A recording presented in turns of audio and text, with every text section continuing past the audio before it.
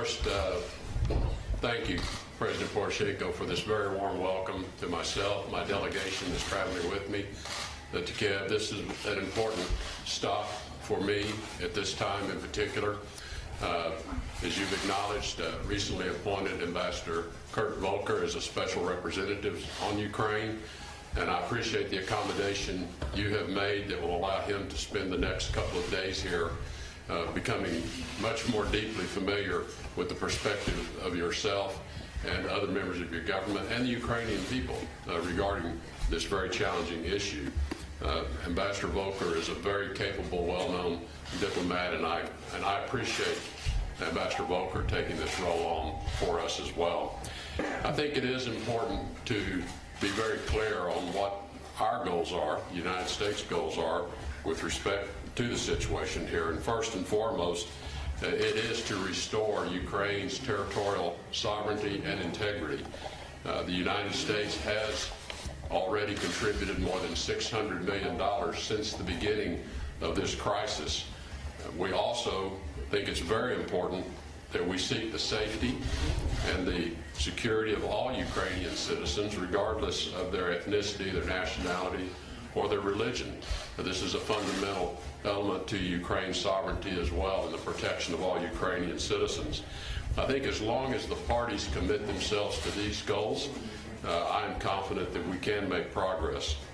I've been very clear in my discussions with Russian leadership on more than one occasion that it is necessary for Russia to take the first steps to de-escalate the situation in the east part of Ukraine, in particular by respecting the ceasefire, by pulling back the heavy weapons and allowing the OSCE observers to carry out their responsibilities. This is necessary for us to make any movement in particular. We are disappointed by the lack of progress under the Minsk agreement, and that is why we are appointing a special representative to put additional emphasis. We will be coordinating carefully with the Normandy members as well, along with yourself and with the Russian Federation government, to see if we cannot make progress and make progress in a more prompt fashion as well. We do call on Russia to honor its commitments that were made under the Minsk Accords and to exercise influence over the separatists in the region, whom they do hold complete control over. And we call on them again to immediately call on their proxies to cease the violence that is ongoing in East Ukraine. Again, we call on them to allow the monitors full access to all areas to perform their mission, not only along the line of contact, but ultimately along the border itself. The U.S. and EU sanctions on Russia will remain in place until Moscow reverses the actions that triggered these particular sanctions. During our discussions today, we also had very useful exchanges on economic reforms, and I want to recognize tremendous progress that has been made by the Ukrainian government in reforms over the past 3 years now, and it's evident in economic performance as well, which I find quite encouraging.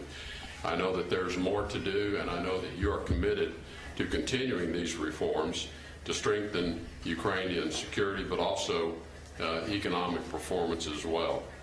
I know that Ukraine is committed to implementing the obligations to the IMF, including pension reform, land reform, privatization of state-owned enterprises, and improving corporate governance. And we spoke extensively about steps necessary to make Ukraine a very attractive destination for foreign direct investment.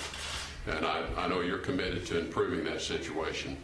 And we also discussed the importance of implementing the anti-corruption reforms, because that too is an important element of attracting foreign direct investment and more business activity, which will create more jobs for Ukrainian citizens and grow the economy. This includes the important work Ukraine's doing to reform the justice sector, Ukraine's commitment to selecting Supreme Court justices of the highest integrity and professionalism, and creating the anti-corruption court. These are essential first steps in reforming the judiciary, and has all too often not been progressed. And I know, and you expressed your very sincere and commitment to progressing the actual creation of the court and the appointment of judges with the highest integrity.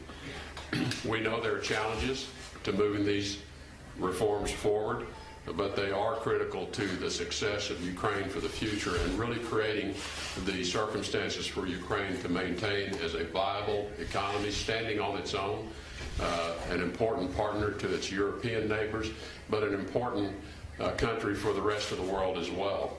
I'm quite encouraged by the situation that I see here in Ukraine, the progress that's been made, and I know that with these reforms, once they are in place, Ukraine will be a very attractive place for business investment elsewhere. I do want to note that this marks the 25th year of diplomatic relations between the United States of America and an independent and sovereign Ukraine. America is very proud of the ties that we have and the profound friendship that has developed. And Mr. President, let me say personally, I'm very proud of the friendship we've developed through our multiple telephone contacts, our meeting in Washington, D.C. when President Trump hosted you at the White House, and this very warm welcome you've extended to me today. We have a lot of difficult work ahead of us, but I know we're committed to the same goals. Thank you.